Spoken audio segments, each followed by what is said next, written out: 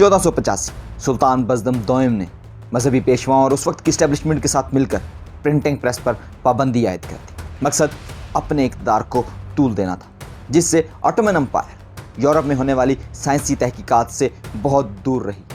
आज पाकिस्तान के भी हालात कुछ ऐसे ही हैं। चेयरमैन इस्लामिक आइडियालॉजी ने VPN को गैर कानूनी करार दिया। वजारत दाखिला और PTA ने बहुत से प्लेटफॉर्म्स को बैन कर दिया कि हम फायरवॉल नस्ब कर रहे हैं। इस फायरवॉल का मकसद सिक्योरिटी है या पाकिस्तान को एक नया नॉर्थ कोरिया बनाना। इस वीडियो में हम ये भी देखेंगे कि इस सब का पाकिस्तान की इकोनॉमी पर, पाकिस्तान के नौजवानों पर, सोसाइटी पर और IT सेक्टर पर क्या असरात मुरतब हो रहे हैं। अस्सलाम वालेकुम दोस्तों, कैसे हैं आप लोग ये तो जानते ही हैं कि पाकिस्तान का कोई भी वज़ीर आज़म 5 साल की मुद्दत पूरी नहीं कर पाया। अगर फौजी हुकूमत हो तो 10 साल भी गुजर जाते। मामला तब शुरू हुआ जब इमरान खान को वोट ऑफ नो कॉन्फिडेंस से वजारत उज़्मा से हटा दिया गया। उसने नवाज शरीफ की तरह खुद सवाल करने की बजाय कि मुझे क्यों निकाला, पूरी आवाम को सवाल करने पर लगा दिया। आवाम थी और उसके सवालात थे। पाकिस्तान डायरेक्टली 34 साल तक मिलिट्री रूल में रहा, मगर अब इमरान खान को निकाले जाने के बाद कुछ ऐसा महसूस होने लगा कि शायद पिछले 75 साल से ही। और जब सवालों का सिलसिला बढ़ा तो इनको रोकने का एक फार्मूला बनाया गया कि इन प्लेटफॉर्म्स को बंद कर दिया जाए। सबसे पहले 2024 के इलेक्शन में एक्स ट्विटर को ऑफिशियली बैन कर दिया गया और उसको VPN के जरिए बहुत से लोग चलाते रहे। मगर बाद में पाकिस्तान के चेयरमैन इस्लामिक आइडियालॉजी ने भी उसको गैर शरई, गैर कानूनी करार दे दिया। इससे पहले 2012 में भी पाकिस्तान में YouTube को बैन कर दिया गया था, बंद कर दिया गया था। उसके बाद YouTube ने पाकिस्तान के लिए एक अलहदा से नया वर्जन लॉन्च किया था, जिसमें PTO को ये अख्तियार दिया था कि वो अपनी मर्जी से कोई भी कंटेंट यहाँ से रिमूव कर सकते हैं। उसके साथ साथ टिकटॉक और विकीपीडिया को भी मुख्तलिफ औकात में बैन और अनबैन किया जाता रहा। ये इंटरनेट की बंदिश का सिलसिले ने तब जोर पकड़ा जब इमरान खान को फिजिकली जलसे करने पर पाबंदी लगा दी गई। उसके बाद उन्होंने वर्चुअल जलसे करना शुरू की। जैसे ही वर्चुअल जलसे का ऐलान होता तो इंटरनेट को स्लो डाउन कर दिया जाता या बंद कर दिया जाता।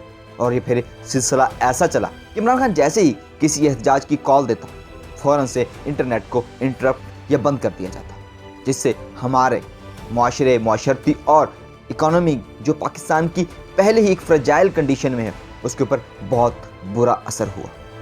2024 के इलेक्शन के बाद जो हुकूमत बनी उसको भी मिलिट्री की पूरी सपोर्ट हासिल है और अभी भी फायरवॉल नस्ब करने का सिलसिला जारी है। ये ऐसी फायरवॉल है जो अभी तक नस्ब नहीं हो सकी और इंटरनेट को स्लो डाउन रखा हुआ है। स्पेशली मोबाइल डाटा से कोई भी चीज़ डाउनलोड करना या अपलोड करना एक इंतहाई खासा मुश्किल काम है।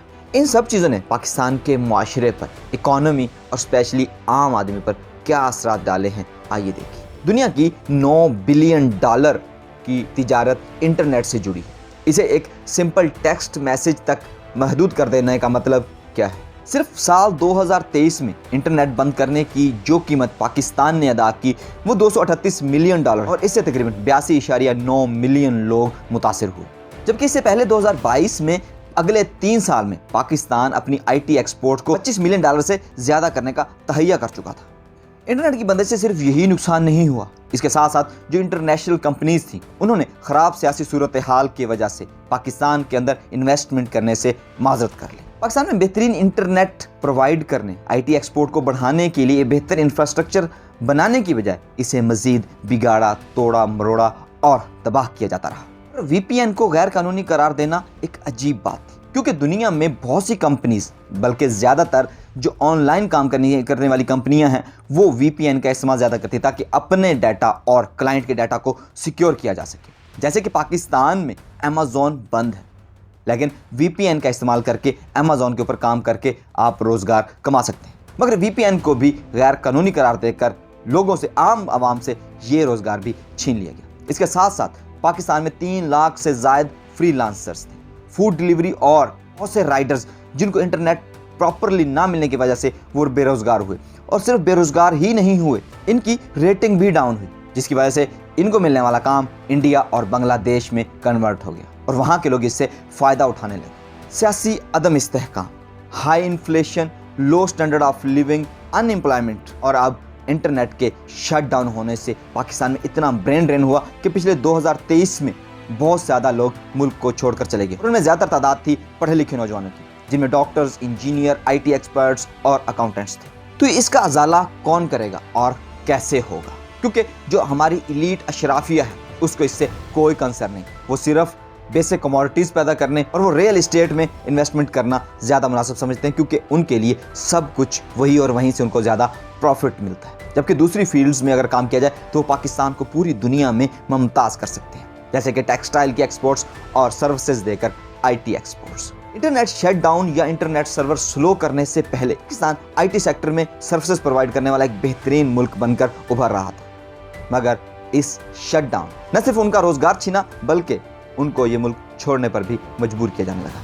پاکستان کو انٹرنیٹ بند کر کے آئسولیٹ کر دیا گیا ہے۔ اب یہ شاید اقتدار کے ہواری شاید اپنا اقتدار بڑھانے کے لیے انٹرنیٹ بند کرتے ہیں، یا شاید انٹرنیٹ اس لیے بند کیا جاتا ہے کہ پاکستان کو ایک نیا نارتھ کوریا بنایا جائے۔ اس حوالے سے اپنی رائے کا اظہار کمنٹ باکس میں ضرور کیجیے گا۔ ویڈیو پسند آئے تو اپنے دوستوں کے ساتھ شیئر کرنا اور چینل کو سبسکرائب کرنا مت بھولیے گا۔